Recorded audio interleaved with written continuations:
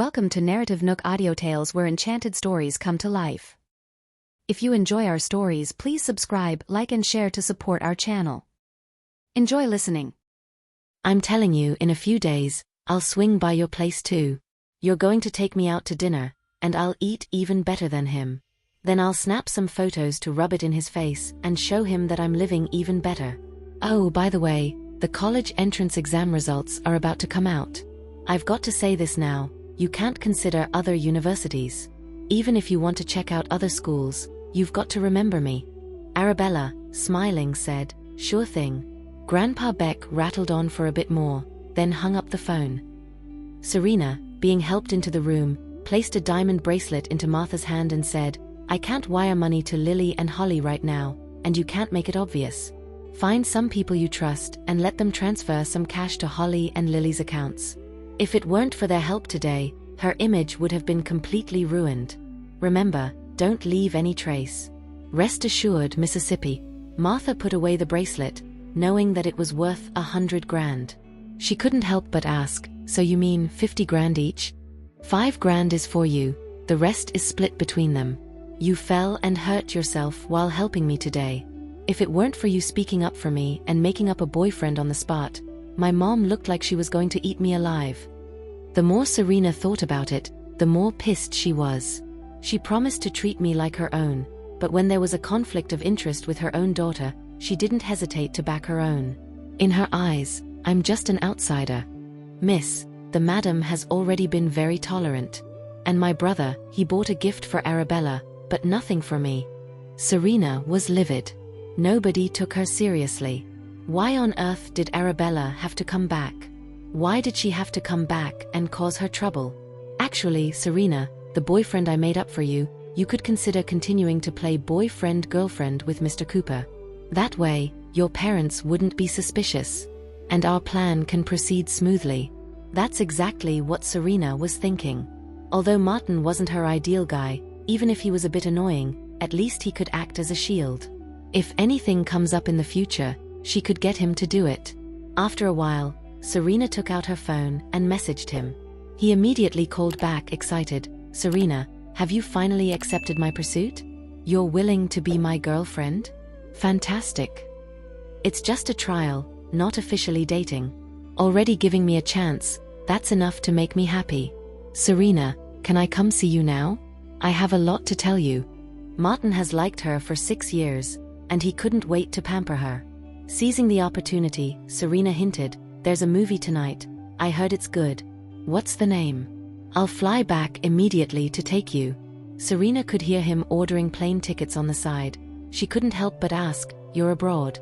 "I accompanied my sister to Dawnstar for shopping and checked out our subsidiary here." "Serena, do you like Dawnstar? When you're free, I can show you the lavender fields here, they're beautiful." "We'll see." Serena told him the movie name and hung up. By dinner time, Edith and Martha had upstairs to call the 2 young ladies for dinner.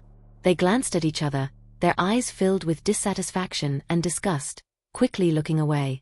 "Sir, madam, and the 5 young masters have been with Serena for 18 years. This deep bond can't be replaced by a bit of blood." As Martha went upstairs, her eyes fixed straight ahead and her tone arrogant. Edith didn't look at her, she looked ahead and coldly sneered, "Your injuries don't hurt anymore? I thought this fall would knock some sense into you. I didn't expect you to be even more stupid. If you can't say something smart, shut up. Don't show off your intelligence here." "You!" Martha barked, a sneer on her face. "What did that girl give you to defend her like this? In this house, as long as you're a maid, you should address her as Miss Bella. Do you think you have the right to refer to her as that girl?" Even if Arabella didn't give her a penny, she'd still stand up for her. Not for anything else, just because she liked Arabella's personality and the way she carried herself, unlike Serena, who was all pretense and just plain annoying. "Serena used to treat you really well," Martha reminded her while striding down the corridor, her gaze fixed ahead, a smile playing on her lips. "And Miss Bella has been really good to you too. How have you repaid her?" Edith walked side by side with her down the corridor, then turned a corner to stand in front of Arabella's room, whispering, "The master and madam made it clear. Anyone who messes with Miss Bella, anyone who has designs on Mr. Macmillan, you know what the consequences will be." After saying that, she knocked on the door and respectfully announced, "Miss Bella, it's dinner time." Some people pick the wrong side, thinking they're so clever. Martha mocked before knocking on the door in a humble manner, "Serena, dinner's ready." Both doors opened at the same time. Arabella stepped out just as Serena appeared. Serena hesitated, reminded of the day's unpleasantness, her resentment flaring up. "Disappointed, aren't you?" Arabella was about to walk past her when she heard this. She chuckled and said, "You really need to get out more. Haven't you heard of this thing called Overwatch in Summerfield?" Overwatch? Serena blinked. She had indeed heard of it. It wasn't your average surveillance. It was minuscule, smaller than a grain of rice, but it could see every inch of Summerfield, down to each car's plate number and every person's movement. It was said that it was only used by the highest level of government. Some said it was for improving the quality of life and safety in major cities. Others said it was a trial run in Summerfield before it went nationwide to catch criminals. Some even said that a certain part of Summerfield was where the top leaders' families lived, hence the need for such security. Because of its wide coverage, as long as someone wasn't hidden inside a building, their every move on the street was visible. Arabella pulled out her phone and zoomed in on the surveillance feed. "So you were the one who opened the bottle caps?" Serena and Martha looked at the screen to see Martha by the back of a truck, unscrewing 2 bottle caps, and then pretending to trip when she entered the house. They hadn't expected such detailed surveillance to exist. "Is this you?" Arabella smiled and said, "If your vision is poor and you can't recognize yourself, I can take this downstairs for everyone to help confirm." Martha immediately fell to her knees in fear and said, "Miss Bella, I'm sorry. I shouldn't have wronged you. What's the point of admitting your mistake now? If this gets into the hands of the police, it's intentional harm. If I had fallen because of it, you'd be looking at least 3 years in prison, maybe more if the circumstances were serious. And the entire Collins family would hold you responsible." Martha trembled with fear. "Miss Bella, what do you want me to do? As long as you don't tell the madam, I'll do anything." "That depends on my mood." Arabella put her phone away and said, "If I catch you pulling any stunts behind my back or bullying Edith, I might just have to hand this over to the police, my parents, or maybe even post it online." Edith, who was standing at the side, straightened her back, and her gaze hardened at the mention of her name. "Miss Bella, I apologize for all the mistakes I've made in the past. I promise I won't repeat them. Please delete that video." "Delete?" Arabella laughed coldly, saying, "I've already made a backup." Martha's fear intensified at the news. Arabella didn't even bat an eye at Martha's obvious shock. She waved her phone in the air and turned to Serena, saying, "You think you can get off scot-free if your minion tries to hurt me? You think our parents will believe you or me?" Serena bit her lip, blown away that Arabella knew so much and even had surveillance footage. How did she pull that off? "Edith, let's bounce." Martha watched them leave, feeling like a deflated balloon. "Martha, are you okay?"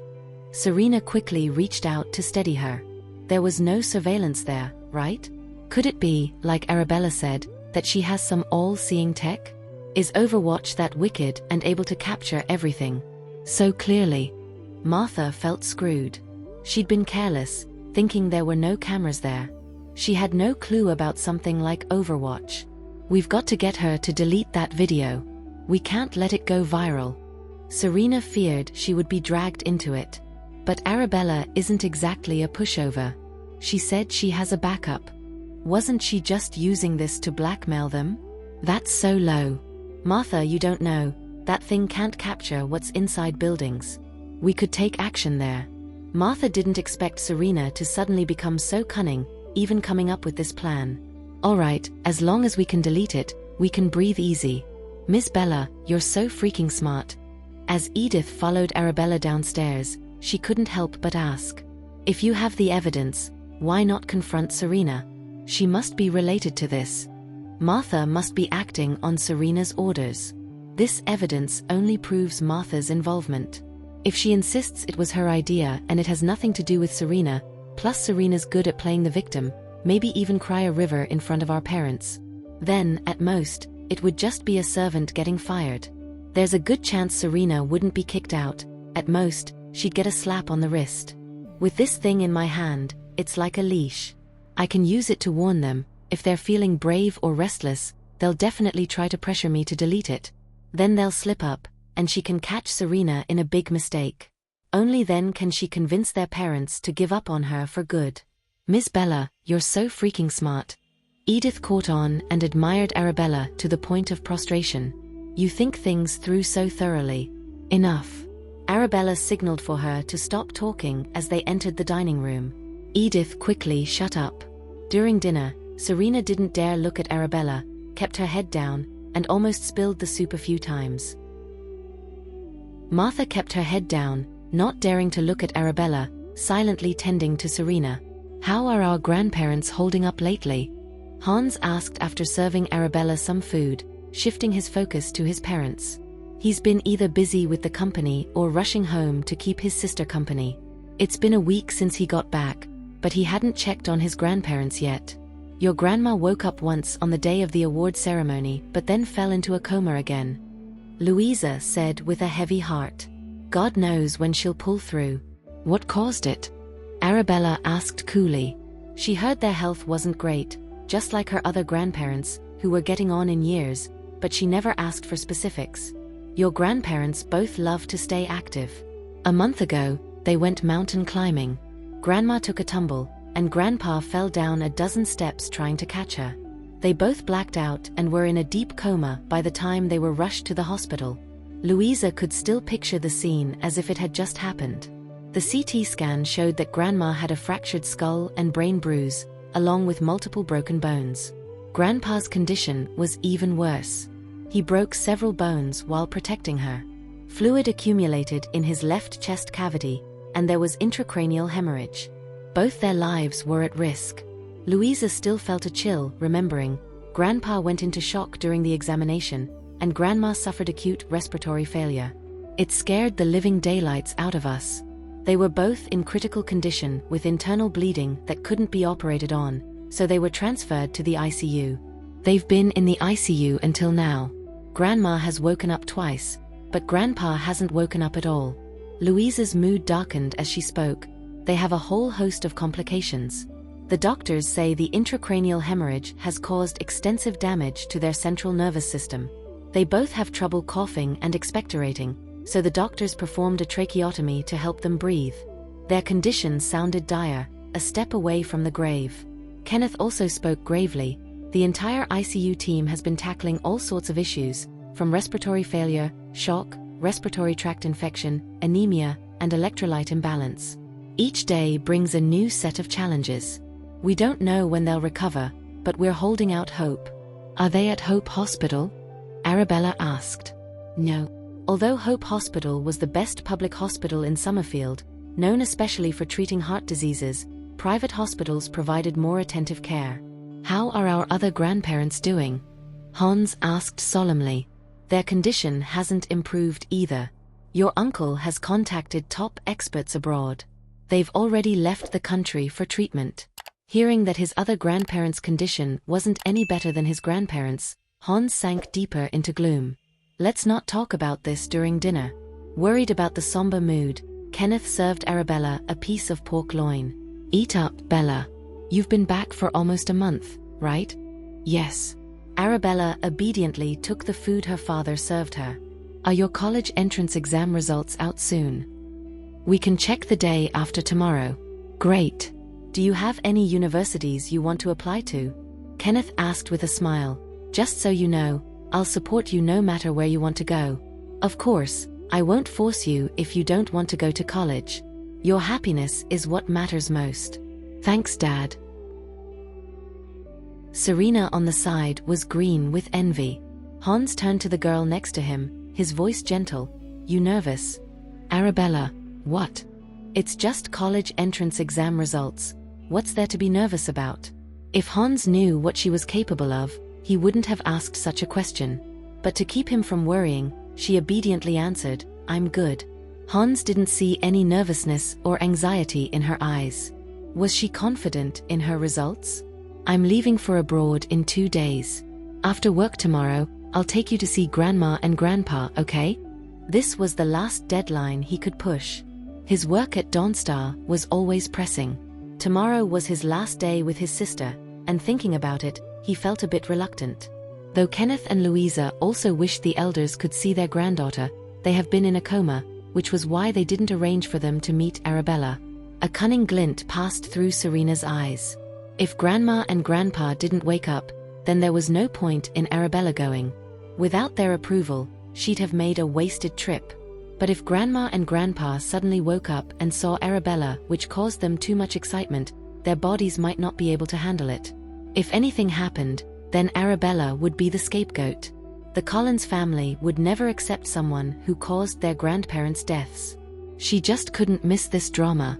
So she gently said, "Dad, Mom, brother, I also want to visit Grandma and Grandpa. Should we all go together?" Kenneth thought. If the entire family went, perhaps the elders would suddenly wake up upon hearing their voices. "Bella, I'll pick you up tomorrow afternoon." Hans lightly patted Arabella's head. "Let's eat first, or the food will get cold." "Okay." Arabella thought, someone's about to get jealous again. She's always being ignored these days. Thankfully, they owned a hospital, so Grandma and Grandpa could receive proper treatment. If they were an average family, it would cost them $2,000 a day, and by the end of the month, they would be bankrupt. Caden once said he had seen through human nature. He had witnessed countless life and death moments in the ER. Some family members wanted to pull the plug on their loved ones as soon as they were admitted to the ICU, giving up on treatment. Some did it because they had no money, others because they were impatient. In general, human nature was laid bare here, causing one to sigh. "Bella, what are you thinking about?" Hans added another bowl of soup for her. He noticed she was calm earlier, but now she was deep in thought. Was she worrying about her college entrance exam results? She was still a child, unable to completely hide her feelings. Thinking of this, Hans gently said, "Don't worry, whether it's your college entrance exam results or anything else, I'm here for you. As for Summerfield University, who would dare refuse a member of the Collins family?" Early the next morning, Hans saw Arabella finish breakfast and immediately approached her, saying, "Arabella, let me drop you off at work." "No need, Romeo will pick me up." That guy again? Hans had barely spent any time at home. He hadn't even had the chance to drop off his sister. That guy was all over it, keen as mustard, always rushing to pick up and drop off his sister. He heard that the pink diamond necklace Arabella had her heart set on was also snatched up by that guy, who gave it to Arabella first. Their parents said that the guy was into Arabella. He was generous and considerate. But to Hans, Arabella was still young, still in school. That bloke's attention was a bit too much, too frequent. If he ever stepped out of line, he wouldn't let him off the hook. At that moment, Romeo was waiting outside the front door, tall and slim with handsome features. Seeing Hans and Arabella coming together, he stood up straight and walked towards them. "Bro." Out of respect, Romeo also referred to Hans as bro, just like Arabella. But Hans's gaze turned cold. "Arabella is my sister. It's natural for her to call me bro. There's no need for you to be polite, Mr. Macmillan. Just call me Mr. Collins." Romeo sensed hostility from Hans's gaze. This hostility was clearly because he thought he had stolen his sister. "You're Bella's brother, so naturally, you're my brother. You're quite chummy, aren't you?" As their gazes clashed in the air, Arabella calmly said, "I'm going to be late. Can we hurry up?" "It seems your brother has something to say. You go wait in the car." Romeo opened the car door for Arabella, protecting her with his hand as she bent down to get in. After she was seated, he leaned over to fasten her seatbelt. He seemed to have done this countless times. Hans didn't expect their private interactions to be so intimate and natural. He suddenly clenched his fist. He also wanted to drop off and pick up his sister like this, but he never had the chance. "You guys have a good chat." Before the car door closed, Arabella glanced at Romeo, then at Hans, as if reminding them. Romeo whispered, "Don't worry, if your brother is upset, I'm willing to let him punch me a couple of times." Hans, what? What was Romeo saying? Was he the type to resort to violence? He was bad-mouthing him in front of his sister. At this point, his fist clenched even tighter. After Romeo closed the car door, he came over to Hans and said, "Please enlighten me, bro." Hearing Romeo still call him bro made him furious, but Hans noticed his sister's gaze from inside the car. He held back his urge to punch him and patiently asked, "When did you and Arabella start dating?" "I noticed her before she returned to the Collins family, but we started dating after she came back to the Collins family." "You guys knew each other before?" "She saved my grandfather's life at the hospital, and her medical skills were impressive. It left a deep impression on me." Hans had heard about this from his mom. His sister had saved Romeo's grandfather twice, and Romeo's grandfather was so fond of her that he even gave her the crown necklace that symbolized the status of granddaughter-in-law. "What do your folks think about us dating?" Hans asked, pretty chill about it. "My parents are off globe-trotting. They haven't come back yet. Ever since they handed the conglomerate over to Romeo, they were over the moon and scared that Romeo would back out.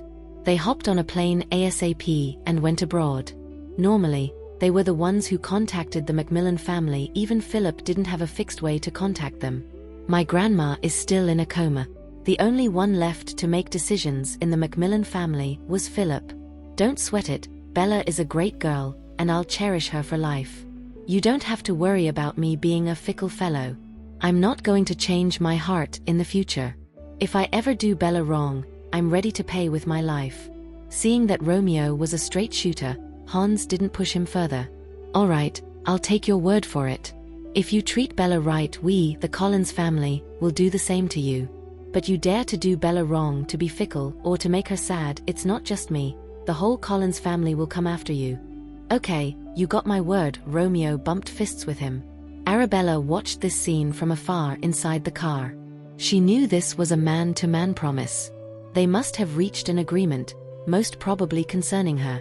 It wasn't hard to guess what the agreement was about. "My sister is still young and in school. You've got to treat her like a child. Don't do anything that might scare her." Hans was worried that Romeo would do something inappropriate. But Romeo thought Hans probably didn't know how wild his sister was. She was the boss of the Mafia Flame in the Triangular Zone, with mad skills in using guns. Her agility might even surprise Hans if he saw it. 3. Keep that in mind. This afternoon I'm taking Bella to visit our grandparents. She'll ride with me. You don't need to pick her up. Ever since he returned, Bella had only ridden in his car once, which was after the design contest. Ever since then, Bella had been monopolized by Romeo. Today was finally his turn. Sure. It's only natural for brother to be close to his sister. Hans asked again, "What do you think of Serena?" The one who used to be engaged to Romeo was Serena Collins. She was a pampered heiress, well known in high society. "I have no thoughts about her." This was Romeo's honest answer. Hans thought so too. If there were any, Romeo would have shown his attentiveness towards Serena before Bella came back. But Romeo and Serena didn't see each other that often growing up. Everyone knew he was really into his work and didn't care much about romance. Bella seemed to be the first girl he openly admitted to liking, and the first one he would personally pick up and spend quality time with. Hans knew well about his deep friendship with David Collins. He also knew that David was not one to be easily fooled. If he had bad character, David wouldn't have maintained a long-standing friendship with him. Thinking about this, Hans turned to look at Romeo and said seriously, "I hope I'm not misjudging you." "Rest assured, I won't let you down," Romeo replied. As he saw Hans walking towards his car, Romeo respectfully said, "Take care." After Hans left, Romeo got into the car and gently stroked Arabella's hair, saying, "Sorry to keep you waiting." "What did my brother say to you?" Arabella asked. "Not much." Romeo looked at her gently and said, "He asked me to treat you well." Arabella had guessed as much. "He's taking you to see your grandparents this afternoon?" Although Romeo couldn't go, he still wanted to prepare a gift to express his feelings. There is no need to be so formal. Arabella hadn't expected him to prepare gifts for Grandpa and Grandma. Come to think of it, since they met, she hadn't given him a gift yet. It's high time she thought about what to give him. "I heard that the university entrance exam results are out tomorrow." Romeo looked at her with concern. "Are you nervous?" Arabella was confused. Why was his quest on the same as her brother's? "I'm fine. Do you have a university preference?" Romeo asked gently. "Any university you like, you can get in." Arabella gave a faint smile. even if my scores aren't good enough? Among all universities, it's all about whether you like them or not. Scores aren't that important. Did he mean to pull some strings for her? Let's talk about it tomorrow. Arabella didn't have a specific university in mind, but remembering what Grandpa Murphy said, she might choose where he was. Though the old man did love to nag. A while later, Romeo dropped her off at the company door. Just as Arabella entered the gate, Dean rushed over to report, "Miss Bennet, your brother is here." "Brother? There's an emergency meeting in 10 minutes. All deputy level and above employees are to attend, including you." "Where is he now?" "He's already waiting in the conference room." Arabella handed the things in her hands to Dean to take to her office while she headed to the conference room. Many employees were ahead of her, rushing off, huddled in groups of 3 or 5 discussing. "I didn't expect Mr. Collins to personally visit our company. I just bumped into him downstairs. So handsome. His face is good looking no matter how you look at it. I wonder what kind of girl is worthy of him. Mr. Collins has such a strong presence. I think only someone like Miss Bennet can handle him, Miss Bennet." They walked into the elevator, about to press the closed door button, but found Arabella was about to step in. They quickly shut their mouths and greeted Arabella. "It's okay, carry on." Arabella knew there'd be some gossip among the staff. She stepped into the elevator and pressed the closed door button. Most of the staff held their breath due to her presence, too scared to speak. "Why did you stop talking?" Arabella wanted to hear their chit-chat. "Miss Bennet." One female employee gathered the courage to ask, "Do you think Mr. Collins is handsome?" Asking if her brother was handsome, Arabella answered without hesitation, "Not bad." "Is he your ideal type?" The female employee continued, "If Mr. Collins pursued you, would you accept him? Would you be with him?" Arabella was shocked. No. How could she possibly be with her own brother? Huh? Why not? The other employees were puzzled and asked, "There aren't many young, handsome, and rich men like Mr. Collins in the world, right?" "Yes, there are." Arabella answered without hesitation. "Huh? There are? Who?" Several employees didn't know who she was talking about when she asked. "Miss Bennet, do you have a boyfriend?" Miss Bennet is still so young. What are you guys thinking? Absolutely right.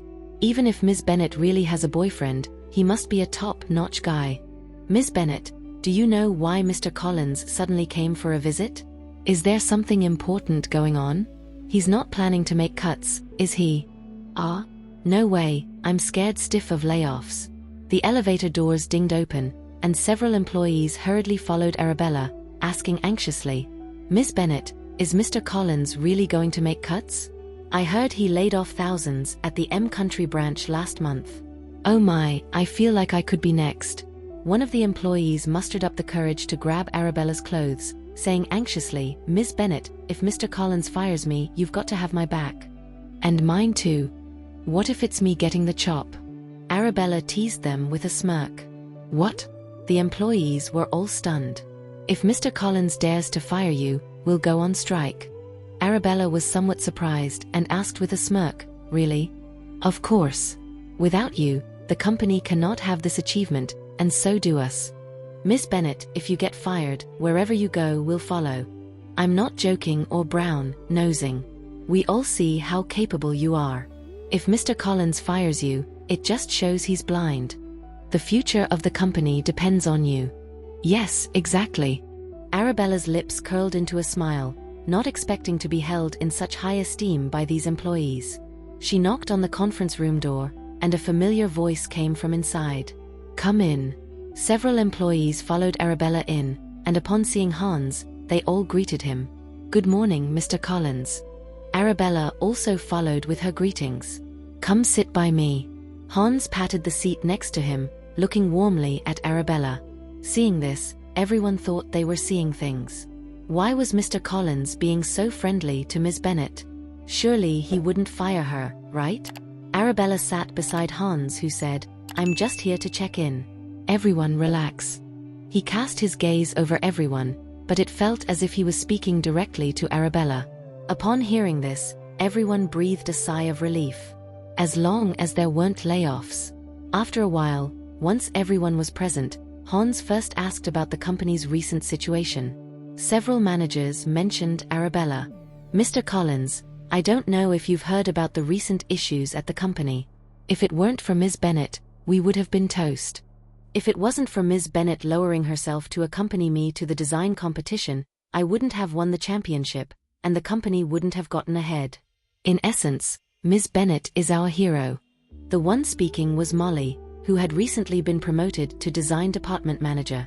She looked at Hans and said very seriously, "Since Mr. Collins is here, I request that headquarters reward Ms. Bennett." Absolutely. I agree. Ms. Bennett has done so much for the company. She deserves a reward. Hans scanned everyone in the room and asked, "If you all agree, then what should we reward her with?" "I think what working people crave most are high pay and vacations. I heard Ms. Bennett has already raised our salaries. I hope she can get paid vacation too." "This is a good suggestion," we all agree. Everyone present expressed their approval. Hans didn't expect his sister to have such influence in the company. He softened his expression. "I heard her college entrance exam results will be released soon." "Ah? Ms. Bennett is really still in high school, huh? Once the college entrance exam results come out, will Ms. Bennett choose to go to college and not come to the company anymore?" "No way, Ms. Bennett, we can't bear to lose you." Everyone was giving off a vibe of reluctance. Everyone knew that this girl had become the heart of the company. No one dared imagine what would happen if she left. "If Ms. Bennett goes off to college, then I'm quitting my job. I'll set up a little stall near Ms. Bennett's school and make pancakes for her." "Well, I'll sell coffee then. Girls her age probably love coffee, right? And I'll set up a delivery station, especially for sending Ms. Bennett her packages. She must love online shopping, right?" Julian, standing behind Hans, was almost stunned by their words. Was Arabella's status in the employees' hearts really that high? Even more popular than Mr. Collins? "Don't worry, I won't abandon you guys," Arabella said softly. "No matter whether I go to college or not, I will always lead this company." Hans was here today to say this. When she goes to school, Dean will handle daily operations while major decisions will still be made remotely by Ms. Bennett. Julian promptly handed over a stack of documents. Hans held them in his hand and said to everyone in the company, "These are blank documents signed by me. Any decisions made by Ms. Bennett in the future, I've already agreed to in advance." Everyone was stunned. Did Mr. Collins really trust Ms. Bennett that much? Although Ms. Bennett was very capable, no one had ever made Mr. Collins sign in advance, let alone sign so many.